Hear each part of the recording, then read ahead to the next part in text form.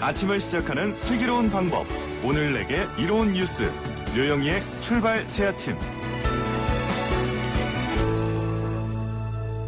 노영희의 출발 새아침 3부 문을 열겠습니다. 갈 길이 바쁘니 먼저 경제 박뉴스부터 시작해보죠. 알면 대박, 모르면 쪽박. 경제 박뉴스. 복잡하고 어려운 경제 이야기를 쉽고 재밌게 풀어드리는 시간입니다. 알면 대박, 모르면 쪽박. 경제 박뉴스 참 좋은 경제연구소 이인철 소장 만나보겠습니다. 소장님 나와 계시는데요. 안녕하세요. 네, 안녕하세요. 네, 오늘 이슈가 중요해서 직접 또 나오셨는데 GS 홈쇼핑 소식이 사실은 상당히 쇼킹했어요. 직원 중에 신종 코로나 바이러스 감염증 확진자가 나와서 직장 폐쇄에 들어갔다. 신종 코로나에 따른 직장 폐쇄 조치는 이번이 처음으로 지금 얘기되는 것 같은데 이거 어떻게 된 겁니까? 맞습니다. GS 홈쇼핑 직원 가운데 한 명이 신종 코로나 바이러스 감염증 확진 판정을 받았습니다. 네. 이를 이유로 어제 오후 1시부터 그리고 내일 8일 오전 6시까지입니다. 본사 사옥을 전면 폐쇄합니다. 네. 건물 2동을 다 폐쇄를 하게 되는데 네. 이 기간 동안 회사 측은 문을 닫고 소독과 방역 조치에 들어가겠다라고 하는데 그러면 이 기간 동안 그러면 GS 홈쇼핑은 방송 안 하느냐? 네. 생방송은 안 하는데 모두 재방송으로 진행이 됩니다. 이번에 확진 판정을 받은 해당 직원은 20번째 확진자인데요. 네네. 41살의 한국인 여성입니다. 근데 문제는 15번째 확진자 가족이에요. 그러니까 가족에게서 2차 감염된 사례입니다. 네. 근데 문제는 뭐냐? 지난 2일 날 음성 판정 나왔어요. 예. 근데 5일 날 양성 판정이 난 겁니다. 네. 그래서 이제 어제 6일부터 돼서 이제 이 때문에 회사에서는 좀 초동 대처가 늦었다라는 비난이 나오고 있는데 어쨌든 이 확진자와 같은 팀에 근무하는 부서원들에 대해서는 14일간의 네. 재택근무를 명했고요. 그래서 지금은 필수 인력만 남아 있습니다. 방역부서, 방송에 이제 송출하는 부서, 이 당직 체제로 최소 인력만 남아서 근무를 하고 있는데 다만 지금 내일이잖아요. 네. 하루 반나절 정도거든요. 이틀 정도. 그러면 계속 생방송을 중단하게 되면 무슨 문제가 발생하느냐? 이미 편성이 잡힌 협력업체들이 그렇죠. 피해가 예상이 됩니다. 이러다 보니까 지금 직장 폐쇄를 연장할지 여부에 대해서는 지금 보건당국과 추가로 논의해서 결정한다는 방침입니다. 그러니까 지금 회사 측에서는 이제 처음에 음성 나왔었으니까 괜찮겠지 했는데 이게 나중에 또 양성으로 변하는 이게 사실은 좀 문제였다 이런 얘기 나오는데 이게요.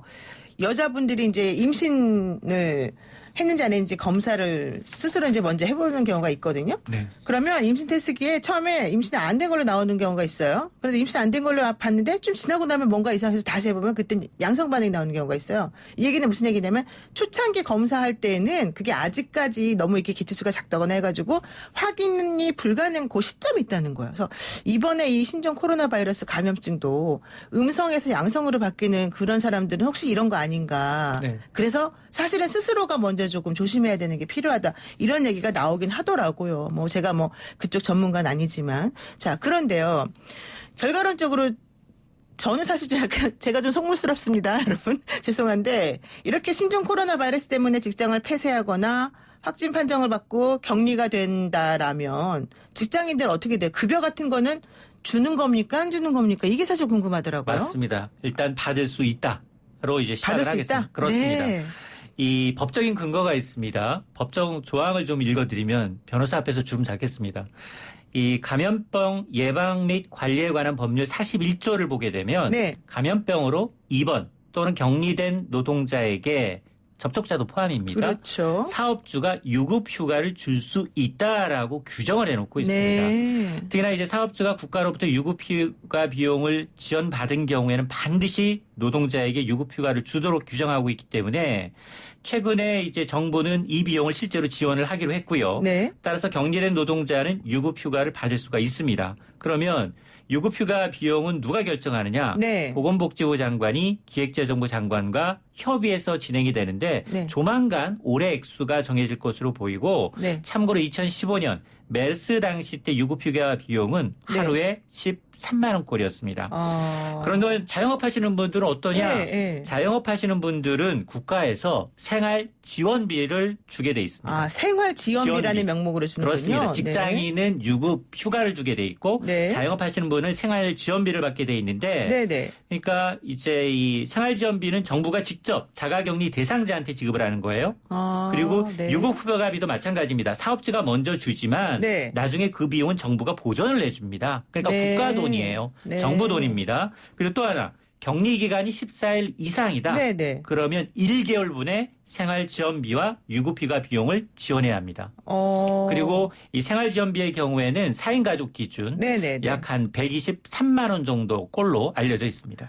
그러면은 뭐 만족스럽지는 않지만 어쨌든 그래도 최소한으로는 나라에서 조금 지급을 해주고 지원을 해준다는 얘기인데 그럼에도 불구하고 예를 들면은 뭐 자영업 한다거나 이런 사람들 혹은 뭐 다른 부품이 안 와가지고 일을 못하는 사람들 이런 경우에는 또 사실은 제대로 손해보전이 안 될 수도 있겠네요. 그러니까 이제 부품 같은 경우에는 그거는 이제 피해 업종으로 분류가 돼서 네. 정부가 지금 일반 예비비를 통해서 한 3조 4천억 원 정도 네. 지금 예비비를 확보해서 쓰겠다라고 했기 때문에 그렇죠. 그게 어디에 어떤 업종을 피해 업종으로 할 거냐 이거 조사가 먼저 이루어져야 합니다. 네. 난 정말 중국산 부품 때문에 일 못했습니다. 네, 이건 네, 말로만 할 수 없는 부분이어서 그렇죠. 조사가 들어가야 되겠죠. 아, 그러니까 그런 식으로 이제 좀 상황을 파악한 다음에 그 원인이 무엇인지 그렇습니다. 이번이 네. 자연재해에 이건 비하면 재앙이죠. 재앙이죠. 네, 네. 재난급 감염병이기 때문에 전부 대부분의 돈은 발생하는 비용은 정부 재정에서 나가는 겁니다. 그러니까 사실은 추경 같은 것도 필요하겠네요. 솔직히 맞습니다. 말하면. 저는 개인적으로 빨리 필요하다고 봅니다. 네. 소상공인들이 너무 어렵거든요. 지금. 근데요, 예전에 포항 지진이 났을 때도요, 네. 지원해주겠다고 했는데 법이 통과 안 돼가지고 한참. 엄청 오래 걸렸잖아요. 맞습니다. 이번에는 그러지 않기를 바랍니다. 좋습니다. 자, 그리고요, 직장인 같은 경우는 그래도 이제 구제 방안이 있다는 말씀인데, 정말 이분들은 어떻게 되는지 이것도 역시 또 궁금하네요. 역시 이제 경제 전문가를 모시고 얘기를 나눠보다 보니까 참 궁금한 것들이 많이 생기는데, 택배 노동자 여러분들에 대해서는 어떤 건지 한번 제가 좀 여쭤보고 싶습니다. 거리가 한산해진 만큼 우리가 사실은 바깥에 안 나가고 온라인으로 물건을 구입하니까 이분들이 너무 바빠졌다. 그런데 그럼 이분들은 현실이 어떤가? 이제 이게 사실 얘기되고 있거든요. 그래서요. 일단 전국 택배 연대 노조 김태원 위원장을 전화로 연결해서 한번 여쭤보기로 하겠습니다. 위원장님 나와 계시죠? 예, 안녕하세요. 네, 요즘 정말 힘드실 것 같은데 요즘 상황이 어떻습니까? 물량이 성수기가 지났는데 조금씩 늘었다는 얘기들이 많이 나오고 있어요. 물량이 늦었다는 게 무슨 말일까요? 예. 그러니까 택배 물량, 배송 물량이 네. 평상시보다 좀 많아졌다. 아, 많아졌다. 네. 사실은 이제 얼마 전이 설이었잖아요. 우리가 1월. 네네네. 그 설 때도 그 택배 하시는 분들 너무 힘들었다고 얘기 나왔었는데 이제 그러고 난 다음에 또 곧바로 이제 이런 일이 벌어졌기 때문에 사실 쉬시지도 못하고 일을 계속 해야 되는 물량이 많아서 이제 이런 상황이 됐다는 얘기군요. 네. 네. 그런데 이번 신종 코로나 바이러스 사태 때문에 야외에서 주로 일을 하시는 이 택배 노동자분들 같은 경우에는 택배 근로자분들 같은 경우는 너무 더 불안하실 것 같기도 해요. 왜냐하면 자꾸 여기도 가야 되고 저기도 가야 되고 사람들도 많이 만나야 되고 그러지 않습니까? 그렇죠. 저희들이 일을 하다 보면은 이제 불가피하게 많은 접촉을 이제 하게 그렇죠. 되는데, 예. 이에 따라서 이제 그 예방 대책이 제대로 이제 마련이 되는데 사실 그렇지 못한 형편이죠. 네. 그러니까 어제 뭐 우정사업본부에서 또 근무하시는 분들 같은 경우에도 정규직에게는 뭐 마스크 같은 걸 주면서 또 임시직에게는 안 줘서 얘기가 있었었는데 마찬가지로 이 택배 하시는 분들 같은 경우에도 뭐 마스크라든가 손 세정제라든가 이런 예방 관련된 그런 것들은 뭐 어떻게 지원이 되는 겁니까? 아니면 개인이 알아서 그걸 해야 되는 겁니까? 그러니까 우체국은 그나마 이제 공기업이니까 네. 공문이라도 내리고 뭐 이제 그게 제대로 지급이 안 된다 뭐 이제 이런 얘기들이 되고 있는 거고 네네. 그 민간 택배사들은 그런 것조차 아예 진행이 안 되고 있죠. 그러니까 택배 기사들이 개별적으로 알아서 구입을 하고 뭐 못하는 대로 뭐 이렇게 진행이 되고 있는 거죠. 아, 그러면은 기본적으로 그냥 개인이 알아서 사서 구입해서 써야 된다. 그런데 네. 요즘에 마스크 같은 경우는 품절 사태 있고 손 세정제도 마찬가지라고 그러던데 그렇게 구하지 못하는 경우는 그러면은 그냥 무방비 상태로 하셔야 되는 거예요? 그렇죠. 네네. 아이고. 그러니까 민간 택배사들은 일단 저희 택배 노동자들에 대해서나 또 이제 실제 소비자들에 대해서나 매우 무책임한 태도를 보이고 있는 거죠. 그러면은 만약에 이건 정말 만약의 경우입니다만은 네. 택배가 이렇게 배달하시다가 혹시라도 감염이 될 수도 있는 거고 감염자가 나오게 되면은 어떻게 돼요? 그 지점을 폐쇄해야 되고 그냥 혼자 알아서 모든 책임을 감수하고 손해를 봐야 되는 겁니까? 저희들은 이제 그렇게 되지 않을까 예상하고 있는 거고 그런 부분들을 이제 우려하고 있는 거죠. 그래서 산업안전법이 이번에 개정이 되면서 네네. 사용사업주인 이제 택배사가 직접 이런 모든 부분들을 책임지게 돼 있어요. 그래서 네. 그 법에 따라서 실질적인 대책을 내놓고 네네. 이래야 된다라는 것을 주장하고 있죠. 그러니까는 기본적으로 이제 이런 일이 만약에 발생을 하게 되면 그 지점이 폐쇄가 되고 그 지점에서 일하던 택배 노동자 여러분들은 스스로 뭐 14일 동안 자가격리를 해야 되는 거고 그렇게 되면은 그 급여, 그 비용 이런 것들은 네. 또 제대로 보전 못 받고 이렇게 되는 겁니까?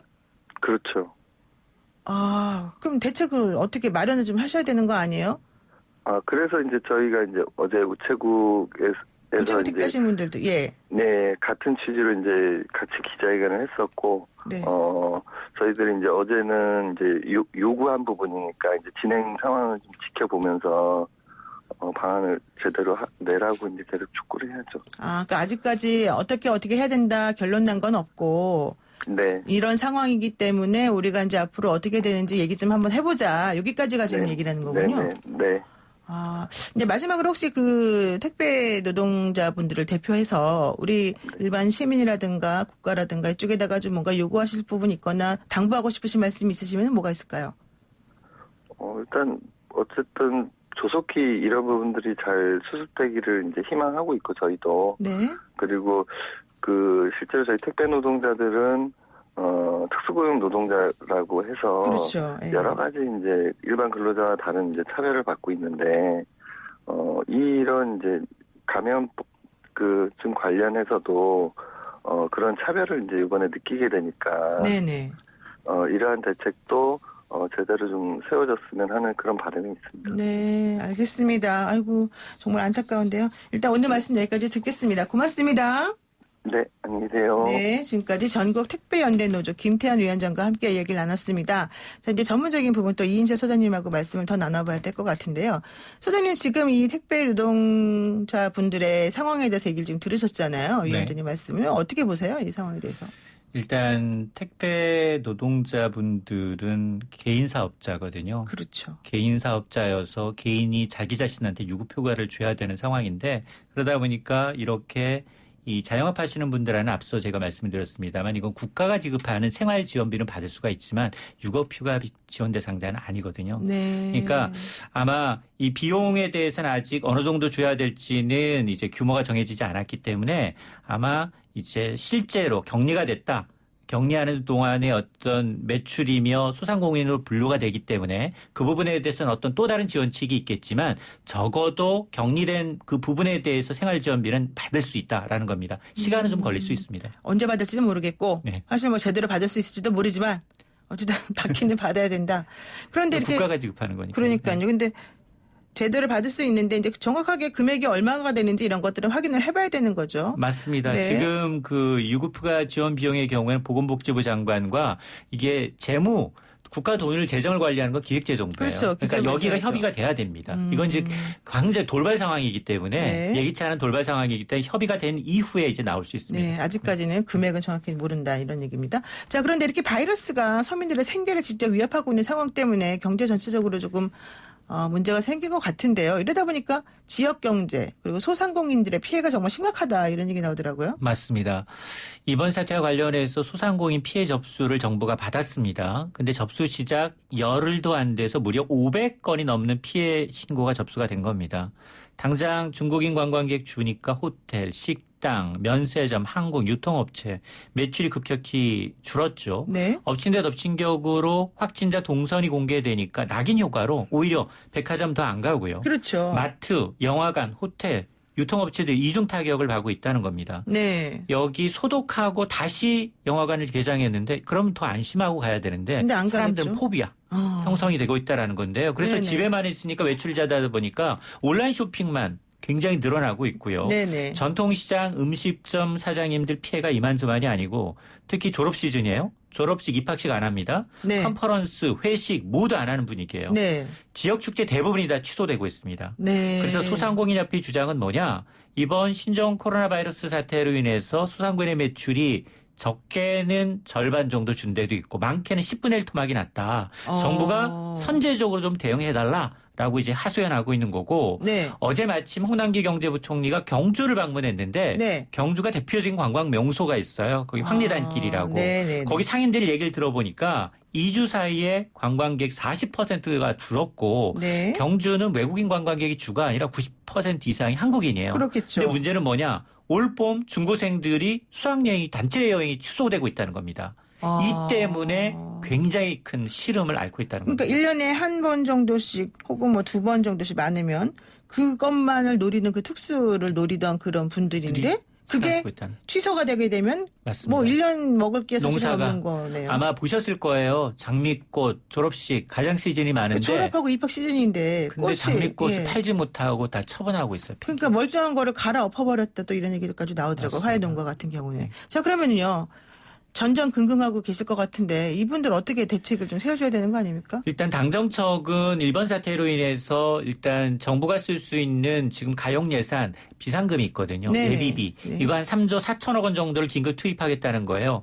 당초는 한 208억 원 정도 예상을 했는데 이미 다 소진이 됐습니다. 네. 이미 뭐 방역 대책 그리고 뭐 신종 코로나 확산으로 인해서 여러 방역 검역부터 시작을 해서 이걸 썼고 여기에다가 급한 대로 지금 정부는 단기적으로 이 어려움을 겪고 있는 소상공인 중소기업을 돕기 위해서 세금 납부 연장해 주겠다. 9개월 정도 최장. 네. 그리고 이제 세무조사도 연기해 주기로 했습니다.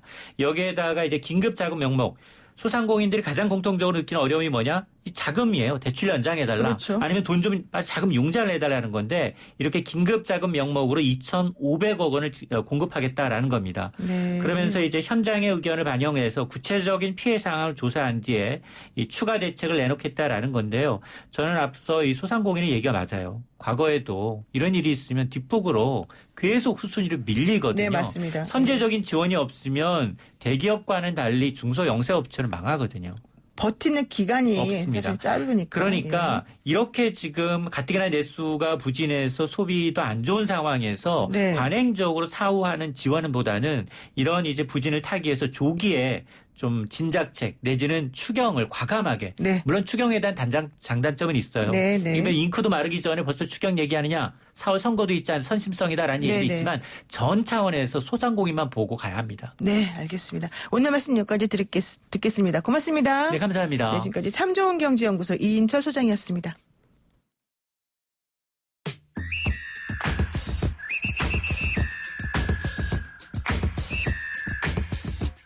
영희와 함께하는 슬기로운 출근길 노영희의 출발 새 아침은 청취자 여러분들과 함께 만들어갑니다. 짧은 문자 50원, 긴 문자 100원의 유료 문자 샵 0945, 우물정 0945로 문자 보내주시거나 유튜브 보이는 라디오 댓글창, YTN 라디오 어플리케이션 예스를 통해 여러분의 목소리를 들려주세요. FM 94.5MHz YTN 라디오 노영희의 출발 새 아침.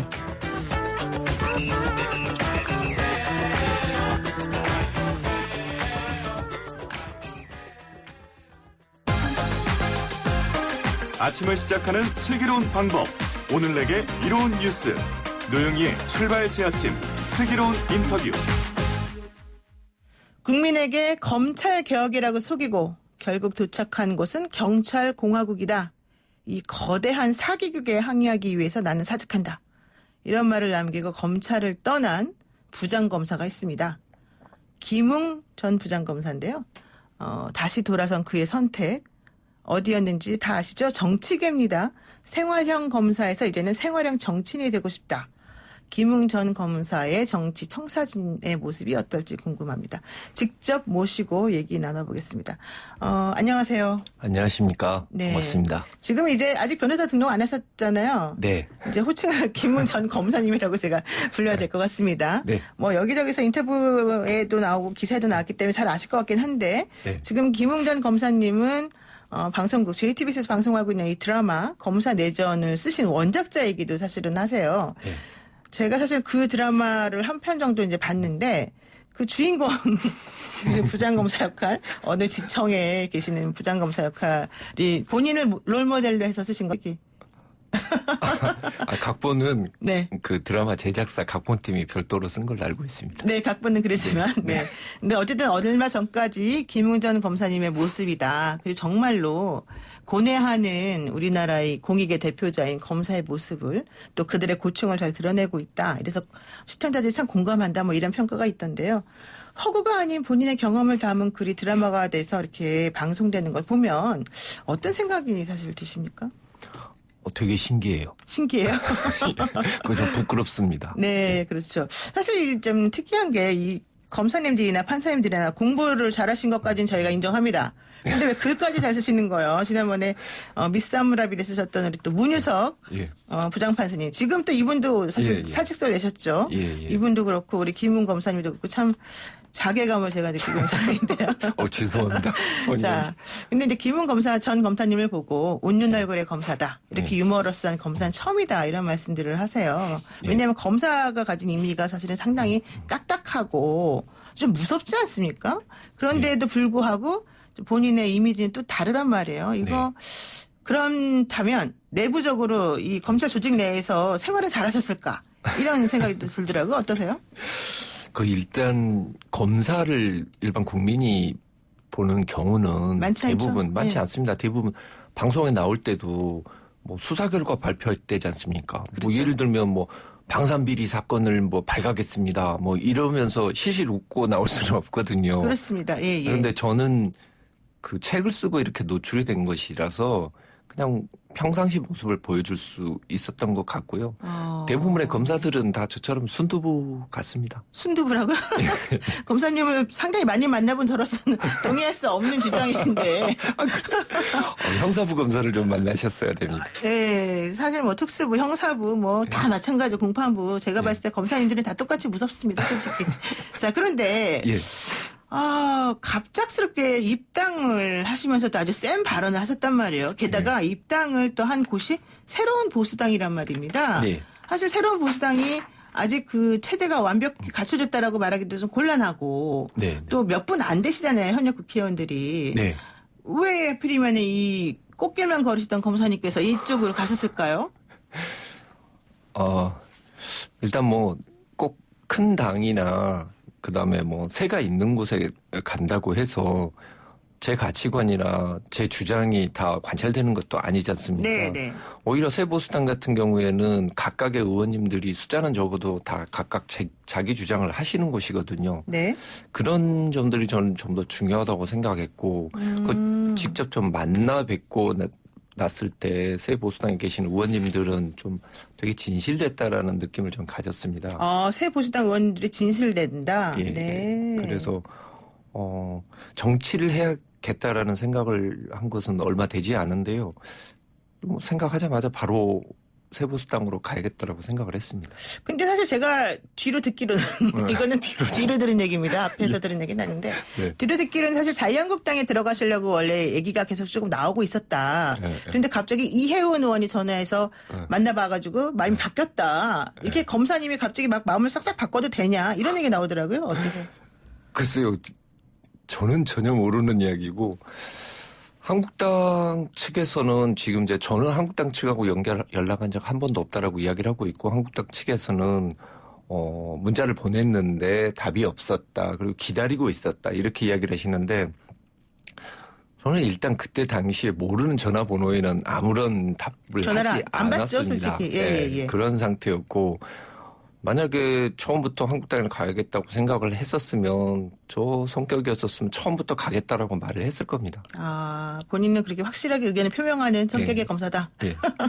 지금 그 5278 쓰시는 우리 애청자분께서요. 김웅 검사님 그동안 수고 많으셨습니다. 앞으로 정치 입문에서 깨끗하고 국민을 위한 정치를 해주시길 기대합니다. 이렇게 말씀을 해주셨는데요.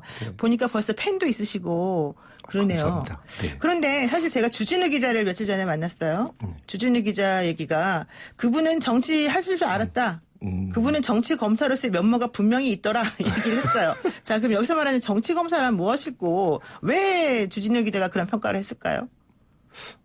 그건 제가 주진우 검사, 기자님을 기자님을 뵌 적도 없고. 아, 그래요? 네, 개인적으로 아는 분도 아닙니다. 그래서 네네. 그 부분이 왜 그렇게 판단을 하셨을까라고 생각을 하는데 저는, 만약에, 주진우 기자님이 생각하시는 방향으로 갔다면 오히려 그렇게 이야기 안 하셨겠죠. 근데 그거 반대 방향으로 간 실망감 때문에 그렇게 이야기하신 건 아닌가 싶습니다. 아, 그렇군요. 네.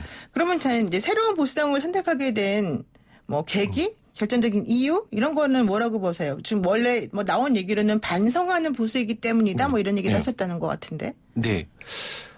일단 그 보수 가치는 헌법적 가치를 좀 목숨처럼 지켜야 하는 거거든요. 사실 그 누구보다 인간의 기본권이나 절차적 정당성, 그다음에 적법 절차 이런 걸 가장 중요시 여겨야 되는 게 보수입니다.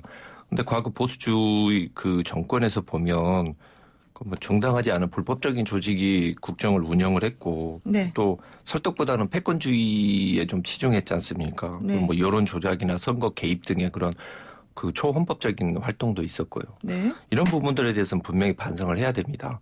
물론 지금 크게 달라진 게 없다라고 이야기하시는 분도 있는데 네. 지금 불법이 벌어진다고 해서 과거 불법이 정당화되는 것은 아니거든요. 네. 그래서 과거의 그런 헌법적 가치를 지키지 못한 부분에 대해서는 반성을 하고 또 그걸 어떻게 하면 재발을 방지할 것인가에 대해서 분명히 대책을 세워야겠죠. 그래서 그걸 제일 잘할 수 있는 게 새로운 보수당인 것 같아서 그쪽으로 가신다는 거예요? 예, 종합하면 그런 것 같습니다. 네.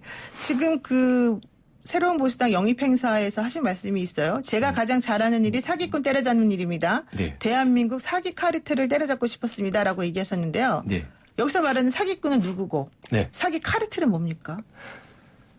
일단 제가 그 이야기를 하니까 되게 화제가 됐지 않습니까? 그렇죠. 이거 되게 궁금하잖아요. 그게 사기꾼은. 왜 화제가 됐을까요? 그거는 국민들이 그 말이 맞다고 생각하기 때문입니다. 그리고 그 사기 카르텔이 누구인지 국민들은 듣자마자 직감적으로 알아차리신 거예요. 그러니까 그게 화제가 됐다고 저는 생각합니다. 구체적으로 말씀드리자면 예. 권력 이용해서 반칙하고 범죄 저지르는 사람들 있지 않습니까? 그리고 권력으로 그 범죄를 지금 숨기고자 하는 사람들, 그 살아있는 권력에 대해서 수사를 방해하고 있는 사람들, 그 사람들이 다 사기 카르텔이죠. 국민을 속이고 있고. 그러니까 지금 현재 문재인 정부를 좀 지칭해서 혹은 겨냥해서 사기 카르텔이다 이렇게 얘기를 하고 싶으신 거예요? 문재인 정부 전체라고 보기는 어렵고 네. 이런 행동을 하고 있고 이런 거에 적극적으로 동조하고 있는 일부라고 저는 생각합니다. 아마 이제 제가 보기에 직접적인 계기 같은 경우는 결국에는 윤석열 검찰총장과 연결되어서 그동안에 수사를 이끌어왔던 양석조 부장검사라던가 예. 이제 이런 분들과 그동안 이제 궤를 같이 해서 사실은 일을 많이 하시다가 궤를 같이 하지는 않습니다. 그 친구들하고 저하고는 가치관이 다릅니다. 아, 그래요? 또? 예. 그러면 그건 제가 잘못 알고 있었던 걸로 네, 하고요. 네. 어쨌든 이제 그러다가 보니까 이 살아있는 권력을 수사하는 이 검찰의 본연의 일에 대해서 지금 자꾸 압력이 들어가는 것 같고 뭔가 좀 안 맞는 것 같으니까 네, 네. 이거를 좀 정정하고 싶다, 바로잡고 싶다 네, 이런 생각을 지금 하신다는 거예요? 그렇습니다. 제가 질문하는데 그렇습니다만 하지 마시고 구체적으로 말씀하셔야 돼요. 아, 예. 질문을 제가 짧게 하고 대답을 구체적으로 하셔야 되니까. 다시. 너무 정리를 잘해 주셔서 일단 저는 그 수사권 조정안이 문제가 있다라는 걸 국민한테 충분히 알렸고 그걸로 일단 어느 정도 제 역할을 다 했다고 생각을 하고 물러서야겠다라고 생각을 했습니다. 그래서 변호사 영업 준비도 어느 정도 하고 있었고요. 진행이 되고 있는 상태였습니다. 근데 그 지금 살아있는 권력에 대한 수사가 진행되고 있고 그게 명백히 지금 어떤 말도 안 되는 그런 이유들로 인해서 막히고 있는 것을 보고 있는데 사실 저는 검찰에 있었기 때문에 그런 이야기들이 나오는 상황이면 실제 수사를 담당하고 있는 검사들이 얼마나 힘들지를 제가 충분히 알 수 있습니다. 그러니까 마치 전쟁터 같이 참혹한 상황이구나 이 생각이 들었는데 야 나는 거기서 이제 내 다 할 바 다 했다라고 이렇게 나오는 게 맞는가. 당장 올해 하반기부터 이 수사권 조정 법안이 정말로 바로 국민들한테 적용이 될 텐데 내가 다 하고 나온 거 맞냐. 나는 누가 뭐래도 형사사법제도에 있었을 때는 전문가인데 그리고 실무 경험도 갖췄고 그걸 그냥 놔두고 그냥 정관 변호사로서의 삶을 사는 게 맞겠나라는 생각이 들었습니다. 그래서 그럴 때는 후회가 되지 않게 싸울 때는 싸워야겠다라는 생각이 들었습니다. 그러니까 지금 사실은 이제 두 가지가 이런 그 결정을 하게 되는데 영향을 미칠 것 같아요. 첫 번째는 검경 수사권 조정안이 사실은 상당히 잘못됐다라고 지금 보시기 때문인 거죠. 그렇습니다. 또 하나는 그 윤석열 검찰총장과 지금 법무부 장관인 추미애 장관 간의 이런 관계라든가 추미애 장관이 하고 있는 인사의 뭐 방향성이라든가 이런 것들이 사실은 압력을 행사하는 것으로 지금 보여질 수 있다. 이런 부분일 것 같은데요. 예, 맞습니다. 우선 구체적으로 검경 수사권 조정안은 무엇이 왜 잘못되었고 예. 그런 걸 먼저 한번 여쭤보고요. 예. 그 다음 질문은 또 제가 좀 이따 할게요. 예. 일단 얼마 전에도 보면 그 참여연대 공익법센터 소장께서 이 법안 잘못됐다라고 이야기를 하고 그 직을 사퇴를 하셨지 않습니까? 양홍석 씨죠. 예. 양홍석 변호사님이 그런 걸 하셨습니다. 실제로 우리가 그 검찰 개혁이나 형사사법 제도를 개혁해야겠다고 생각한 방향은 무엇이었냐면 수사를 개시하는 사람, 그 직접 수사를 먼저 하는 사람이 그 수사 결론을 내리면 안 된다는 겁니다. 그러니까 수사 결론이라고 하는 건 기소할 거냐 말 거냐 결정이겠죠. 그렇죠. 근데 지금 사실은 국민들한테 수사와 기소가 분리됐다라고 이야기를 하는데 현실적으로 그렇게 돼 있지는 않습니다. 검찰은 여전히 직접 수사하게 돼 있고 반대로 과거에 검찰이 직접 수사를 할 때는 누구 통제도 받지 않았습니다. 네. 근데 경찰이 수사하는 것은 검사가 통제를 했었죠. 네. 근데 이 수사권 조정안은 어떻게 된 거냐면 검사가 수사를 하는데 통제를 안 받았으니까 경찰도 통제를 받지 마. 이 상황이 된 겁니다. 자, 입장을 바꿔서 국민 입장에서 보시죠. 내가 국민이면은 과거에는 예를 들어서 검찰에서나 경찰에서 수사를 받으면 이 수사에 대해서 검찰에 가서 다시 한번 걸러줄 것이다라는 게 있었는데 그 기회가 없어진 겁니다. 그리고 현실적으로 지금 시장의 동향을 보면 각 로펌에서 경찰팀뿐만 아니라 검찰 전관팀을 지금 확대를 하고 있습니다. 그건 뭐겠습니까? 결국 돈이 많이 들어가는 형사소송 구조로 바뀌고 있다는 시장의 준엄한 경고입니다. 근데 그 방향으로 가고 있는데 그 게다가 경찰이 비대해지고 더 강해지고 있다는 것은 대통령께서도 지적을 하셨지 않습니까? 근데 그 부분에 대한 개혁이나 보완이 전혀 이루어지지가 않고 있습니다. 이건 되게 심각한 문제거든요. 그러니까 경찰이 잘해서 경찰에게 검찰의 그 권한을 일부 나눠준다 뭐 이런 거라면 모르겠는데 그것도 아니고 현재 지금 경찰이 막강한 정보도 가지고 있고 그렇죠. 또 수사에 관련된 정권을 가지게 된다면 그것이 갖는 피해가 막심할 수 있는데 그 점을 너무 무시하고 있어서 이게 문제인 것 같다.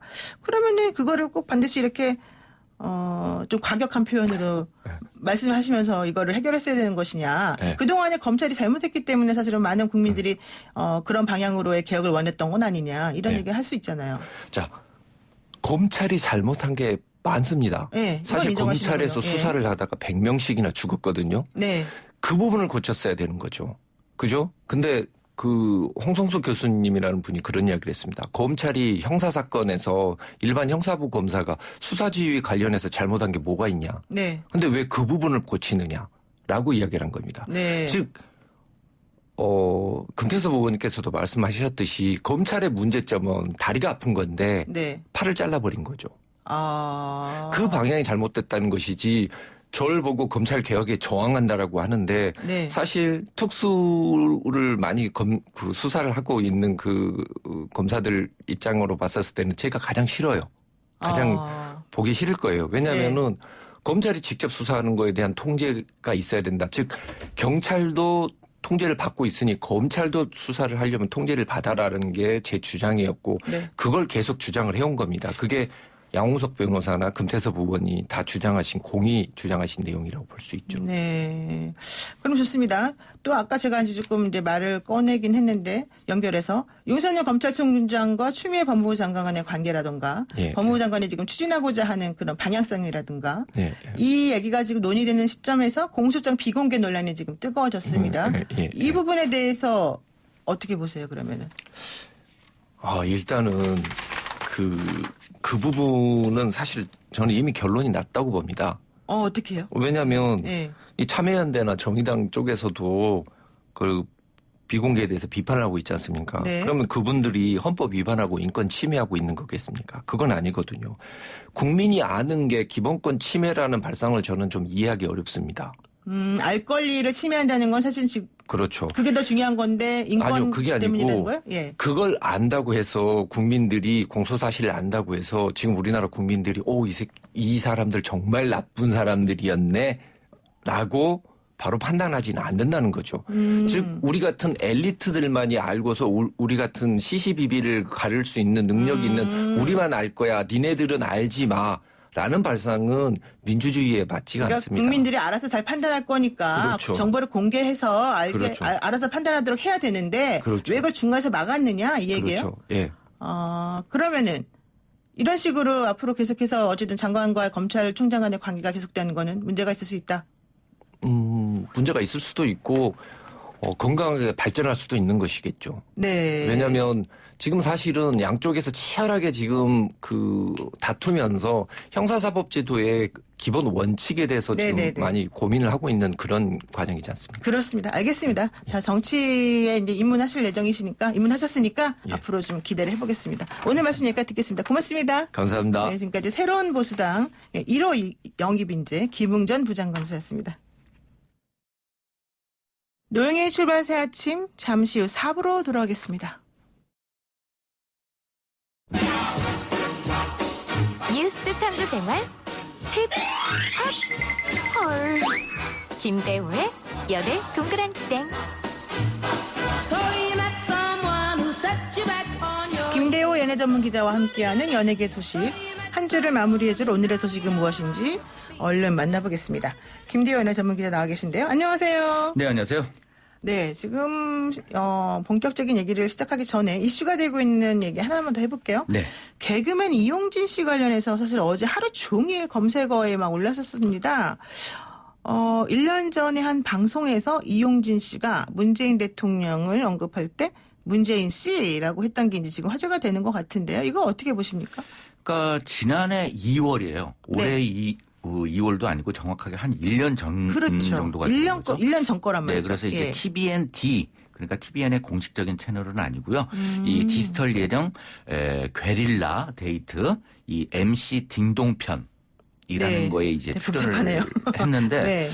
사실 이제 우리 사회에서 대부분 어떤 분야에서 최고의 평가를 해주는 개념 자체가 무슨 대통령이다. 뭐 예능의 대통령, 네. 뭐 가수의 대통령, 뭐 이런 수식어를 붙이잖아요. 네. 그러면서 이제 이 MC 딩동가 같은 경우에도 그 파에서는 잘 안 알려져 있지만 네. 행사 MC로서는 네. 거의 뭐 대통령급의 이분은 그쪽 라인에서는 저는 이제 유재석급이라고 하는 게 안전하겠죠. 네네네. 그런데 이제 거기서 이제 그 이용진 개그맨이 이 대통령이라는 단어를 쓴 거예요. 그래가지고 질문 자체를 이제 대통령 문재인 씨 얘기하시는 거예요?라고 했었는데 이게 이제 다시 그 갤러리들의 사진들이 옮겨지면서 문제가 되고 있는 것입니다. 그래서 이제 대통령을 어떻게 씨로 표현을 했느냐 뭐 이런 그 비판도 있고 또 예능을 다큐로 받아들였다. 이런 얘기도 있기는 하는데 네. 결국 이제 TVN 측에서는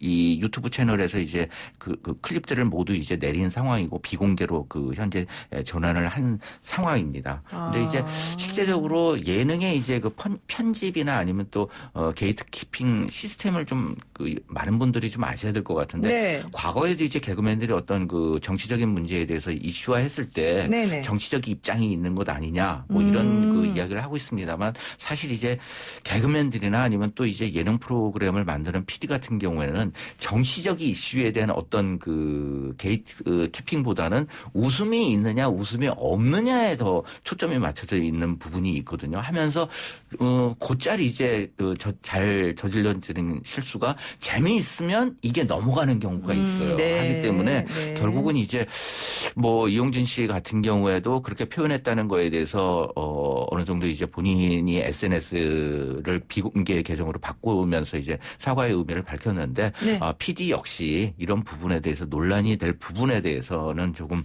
예능이지만 그런 면에서는 조금 반성을 해야 되지 않을까 하는 생각이 듭니다. 그러니까 일각에서는 우리나라 대통령을 대통령이라고 안 부르고 씨라고 부르는 게 문제다 이런 사람들도 있고 뭐 예능 하는데 좀 재밌으라고 한 건데 그 정도는 넘어가야 되는 거 아니냐 뭐 이런 얘기도 있고 이제 이렇다는 얘기입니다. 네. 자 이제 본격적으로 얘기를 한번 해보겠습니다. 혼성그룹 쿨 저도 사실 예전에 쿨 되게 좋아했었는데 신나는 노래도 많이 네. 따라 부르고 근데 쿨의 멤버 이재훈 씨가 우리 모르게 이 말도 좀 웃기긴 합니다만 우리 모르게 결혼했다는 사실 그리고 자녀에 대한 얘기를 해서 이게 또 화제가 됐단 말이에요. 먼저 그 단어를 쓰셔가지고 좀 재밌는 얘기를 해야 될 것 같은데요. 네. 우리도 모르게라는 단어가 떠오르시잖아요. 네. 이제 1980년대 말부터 90년대 초까지 연애 특종 기사의 한 유형이 있었는데 네. 그게 바로 뭐였냐면 이제 알고 보니 유부녀. 네, 알고 보니. 네. 알고 보니 애 아빠. 네, 뭐 맞습니다. 이런 것들이 네. 있었는데 최근 들어서 이러한 경향들이 있는 것 같아요. 그래서 그 과거에는 이제 그 이은경 씨가 대표적으로 데뷔를 해서 결혼 사실을 숨기고 그 육아 사실을 숨겼다가 이제 그 알려진 경우도 있었고 또 이제 그 이 허수경 씨 네. 같은 경우에도 방송 리포터 출신이었는데 그때 당시에도 결혼해 있었음에도 불구하고 나중에 이제 그 사실을 고백을 하기도 했었고 윤다운 씨 같은 경우도 마찬가지고 그래서 삶의 어떤 그 행적들 이런 부분들이 그 드러나면서 많은 사람들에게 신선한 그런 것들 그다음에 신선해요? 새로운 관심들 네. 어떻게 그렇게 속였을까 이런 궁금증이 생기잖아요. 그렇게 속인 능력이 신기하다는 거예요? 그렇기도 하고 왜 속였을까? 이게 그렇죠. 한데 이제 어찌됐든 이재훈과 같은 경우에는 정말 그 대단히 많은 히트곡을 냈고 여름만 되면 항상 이제 풀의 음악들이 그렇죠. 등장을 했는데 신나게 부를 수 네, 있었던 아니나 노래죠. 다를까 이제 최근까지도 이제 그 여름을 대표하는 우리나라의 대표적인 곳인 제주도에서 생활을 그 해왔습니다. 그래서 이번에 이제 그 자신이 2009년도에 결혼을 했었다. 그리고 이제 현재 아이를 키우고 있다는 사실을 공개를 했고 네. 그러니까 2010년에 등려를 했고 2013년에 등남을 해서 일남 일녀를 현재 키우고 있는 상황입니다. 근데 저는 좀 사실은 제가 좀 이쪽 라인에 잘 몰라서 그런 것도 있긴 한데요. 네. 뭐 연예인 이렇게 결혼하고 이혼하고 뭐 아기 낳고 이게 이렇게 중요한 문제입니까? 사실 중요한 문제는 아닌데요. 이재훈 씨의 경우도 마찬가지고 뭐 다른 이제 분들들 그 뭐 김승현 씨 이번에 결혼을 했지만 이제 그 아이를 키웠었다는 얘기를 나중에 이제 고백을 했잖아요. 그것들을 연예인이기 때문에 말할 기회를 놓치는 경우가 있어요. 그래가지고 그것이 그냥 언제 고백을 할까 하다가 이렇게 뭐 시간이 흐르고 뭐 대중들 같은 경우에는 계속해서 혼자 산다 이렇게 되고 그다음에 또 방송 프로그램 섭외할 때도 노총각이다 뭐 이런 얘기가 나오면서 이걸 해야 되나 말아야 되나 이러면서 이제 그 시간이 흐르는 경우들이 대부분 있는 상황인 것이죠. 뭐 그러니까, 굳이 뭐 그 이 결혼 사실을 고백을 하지 않아서 고백을 해서 인기가 떨어진다거나 뭐 이런 것은 사실은 이제 조금만 용기를 내면 충분히 가능한 내용인 것이죠. 그러니까 지금 이제 그 용기라는 단어를 사실 또 쓰시기도 했는데, 네. 그러니까 그게 이거군요. 연예인들은 결국 국민들의 사랑을 먹고 사시는 분들인데, 이제 국민들이 사랑을 하다 보니까는 연예인의 사생활이라던가 연예인들이 얼마나 진실되게 우리에게 다가오느냐 뭐 이런 거에 대해서 관심이 많고 그런 상황에서 내가 알고 있던 것하고 다르게 방송에서 나온 것하고 또 다르게 실제 생활이 이루어진다는 걸 나중에 알게 되면 좀 배신감도 느끼고 또 섭섭하기도 하고 이래서 사실은 이런 종류의 이야기들이 이슈가 되고 화제가 되는 거다 뭐 이런 얘기군요. 네, 그렇죠. 그러니까 이제 우리 연예계에서 생각하는 스테레오타입의 생각, 연애를 한다거나 결혼을 하면 인기가 떨어지고 그 다음에 또 이제 스타의 자리에서 내려와야 된다는 그런 그 노파심이 있거든요. 네네. 근데 실제적으로도 조금은 있어요. 그래서 이제 뭐 아이돌 그룹 같은 경우에도 이 사랑 소식이 전해졌을 때 굉장히 많은 팬들이 조금 그 배신감을 느끼면서 안티팬으로 돌아서기도 하고 네. 뭐 이런 경우가 있기 때문에 굉장히 두려워하는 그 대목이기도 합니다. 하지만 이제 우리 사회가 많이 이제 개방화됐고 이런 문제에 대해서도 좀 너그럽게 생각을 해야 될 것 같아요. 그래서 뭐 어쨌든 요즘에 이제 뒤늦게 결혼이나 뭐 2세가 있다는 고백을 한 연예인들 얘기가 그래서 계속 나오는 것 같은데 최정상 아이돌 그룹인 엑소 멤버 첸. 그렇죠. 그다음에 네. 배우 성준 씨, 그리고 그렇죠. 가수 길 씨 이런 네. 사람들도 있었는데 이분들도 어쨌든 그래도 고백을 하니까 홀가분하다 이런 얘기는 하는 것 같더라고요. 상당히 홀가분해지죠. 그래서 이제 어떤 여자 연예인 같은 경우엔 실제적으로 이제 뭐 나중에 이제 이 아이까지 있고 유부녀였다는 사실이 알려졌지만은 길 지나다니면서도 이제 뭐 백화점에서 쇼핑하고 뭐 슈퍼마켓 갈 때라도 정말 영화 속에서나 등장할 법한 이야기 있잖아요. 네. 이모라고 불러라. 옛날에는 자기 아기를 데리고 다니면서도 나 얘 조카야 뭐 이러고. 네. 그런 것들이 있고 조금은 이제 뭐 가족들이 식사를 하면서도 굉장히 조심스럽고 뭐 이런 게 있었는데 이렇게 고백을 하고 나면은 아주 떳떳해지고 이거에 대해서 축하할 사람들이 있지 왜 지금에 와서 고백을 하느냐 이렇게 탓할 사람은 없지 않나 하는 생각이 듭니다. 이게 이제 우리 문화가 좀 바뀌어서 그런 것도 있는 것 같아요. 우리 국민들이 좀 많이 쿨해져서 정말 이재훈 씨의 그 쿨과 같은 쿨해져서 그런 연예인의 사생활에 대해서 존중한다 이런 문화가 좀 자리 잡았기 때문이 아닙니까? 근데 이제 이재훈 씨 같은 경우에는 이번 이제 보도 자료까지 작성을 하고 그다음에 또 인터뷰를 통해서 자신의 뒤늦은 이제 결혼 소식과 육아 소식을 전하긴 했는데 그것을 발표하자마자 지인들에게 전화를 했어요. 뭐라고요?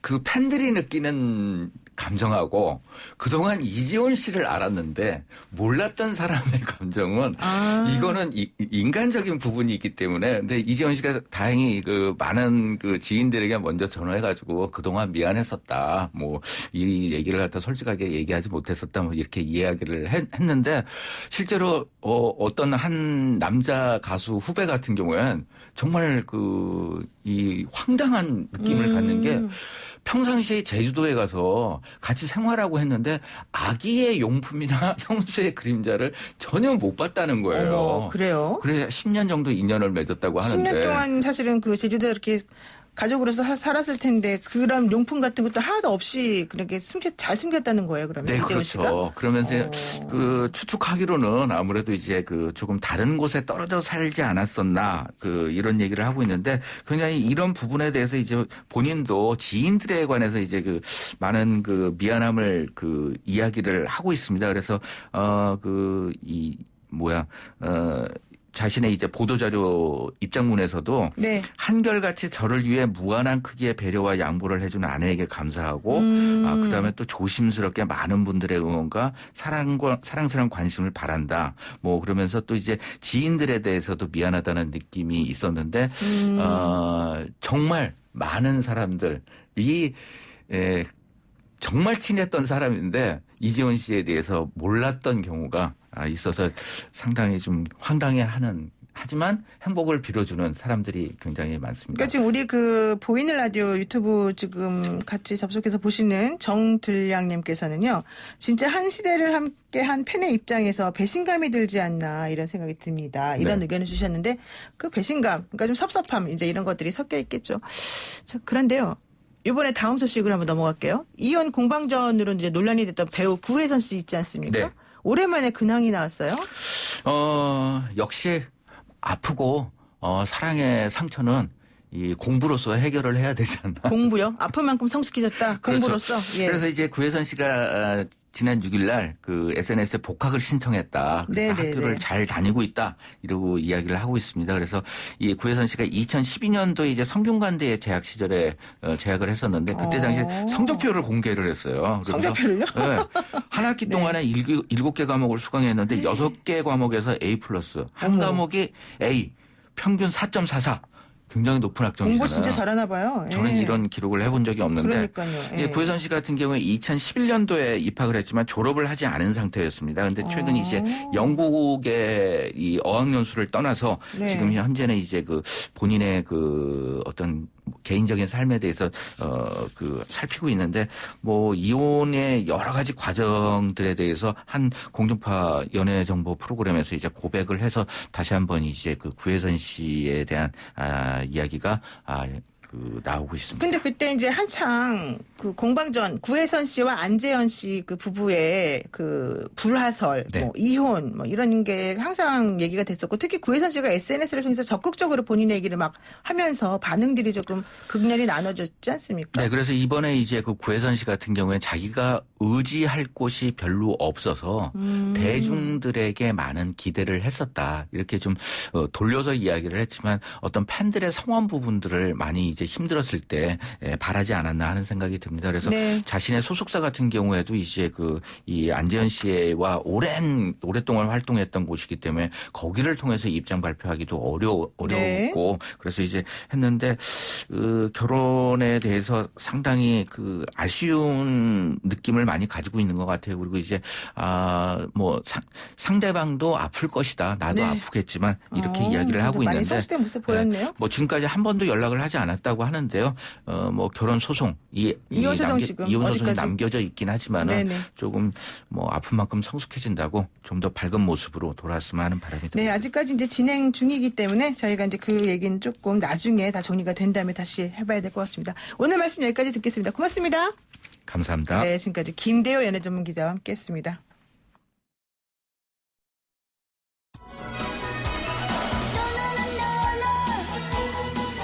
신종 코로나 관련 소식 전해드립니다. 중국에서는 신종 코로나 바이러스로 인한 사망자가 630명으로 증가를 했고요.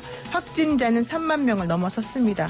한편 우리 방역당국이 국내 신종 코로나 바이러스 23번째 확진자인 중국인 관광객의 동선을 어제 제한적으로 공개를 했습니다. 이 관광객은 입국한 뒤에 소재가 파악되지 않은 채로 유동인구가 많은 서울 중구 호텔과 서대문구 신촌의 다가구 주택에 묵었던 것으로 파악이 되고 있어서요.